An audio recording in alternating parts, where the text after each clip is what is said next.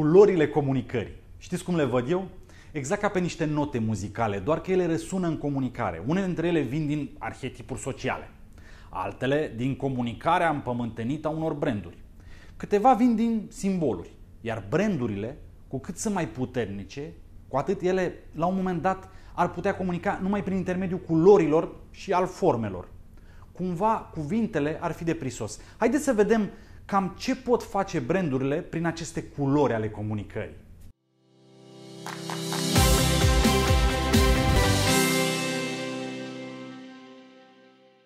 Păi, în primul rând, pot desemna publicul țintă. Ne pot spune dacă un produs este adresat mai degrabă femeilor sau bărbaților. Pot vorbi despre nivelul unui produs, low, medium, premium, super premium. Deci clasa din care produsul respectiv face parte poate fi foarte ușor dezvăluită cu ajutorul culorilor. Sau cel puțin încearcă să facă asta. Este deja cunoscut faptul că alb, negru, crem, nude, dacă sunt culori, sunt premium, chiar super premium. Și ajungem acum la momentele esențiale din viața fiecărui om. Naștere, căsătorie, moarte, momente premium, fără doar și poate, din care toate nuanțele astea sunt nelipsite. În același timp, unele dintre culori pot vorbi despre conținutul unui produs. Ne pot spune dacă o țigară este mai tare sau mai slabă. La fel de bine cum ne pot spune dacă un produs este natural sau mai puțin natural. Ne vorbesc despre produse rudimentare și despre produse artizanale. Există culori care au fost adjudecate cu totul de către anumite categorii de produs. Ce vreau să spun eu? Dacă eu în momentul ăsta vă arăt un anume tip de albastru, voi o să vă gândiți imediat la concediu, mare, valuri, la fel cum dacă vă arăt un galben puternic, în cadrul categoriei bere, de exemplu, o să spuneți, ăsta sigur e bergambirul de toate zilele. De ce e atât de adjudecat galbenul de către marele bergambir în categoria bere? Construcția la T0 acestui brand a fost magistrală, a fost bine închegată, făcută în jurul unui joc de fotbal. Ok, a încercat Timișorana să fie berea fotbalului, dar ea putea fi berea fotbalului de pe vremuri, nu a celui contemporan. Cu alte cuvinte, culoarea galben în interiorul acestei categorii, bere, nu mai poate atinge nimeni. Și punctez aici că este vorba despre berea fotbalului național.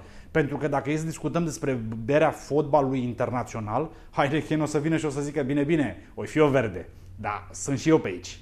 Dar să ne întoarcem la ideea cu care am început acest vlog despre culorile comunicării. Exact ca niște instrumente muzicale, ele pot cânta această simfonie la nivel de ambalaj și chiar la nivel de moment al consumului. Să luăm de pildă categoria băuturi spiritoase. Și dacă vă spun negru, la ce vă gândiți? Jack Daniels, este? Bătrânul Jack, un alt jucător care și-a împământenit atât de puternic, hai să o numim, chiar dacă e negru, culoarea. Dar dacă e să vorbim despre negru asociat unui moment de consum, ce o să-mi spuneți? Că doar vi l-am arătat în vlogul trecut, de săptămâna trecută, în reclama la Jägermeister. Sper că l-ați urmărit, da? Dacă n-ați făcut-o, înseamnă că nu v-ați abonat la canalul meu de YouTube. Păi se poate. Ok, depășesc momentul ăsta și mi-amintesc cum Jägermeister, șotul negru din ierburi aromate, dă startul petrecerii când toți ceilalți dorm. Bun, Jack Daniels a rămas fidel culorilor și asta pentru că a avut pe parcursul a zeci și zeci de ani o construcție stabilă pe care n-a clintit-o neam. El așa s-a născut, în epoca alb și negru. Și el e vero, indiferent de trecerea timpului. Una peste alta, culoarea îmi poate descrie targetul, îmi poate descrie momentul de consum, îmi poate spune conținutul, îmi poate vorbi despre categorie, îmi poate spune și lista de beneficii și, atenție, îmi poate transmite chiar și emoția.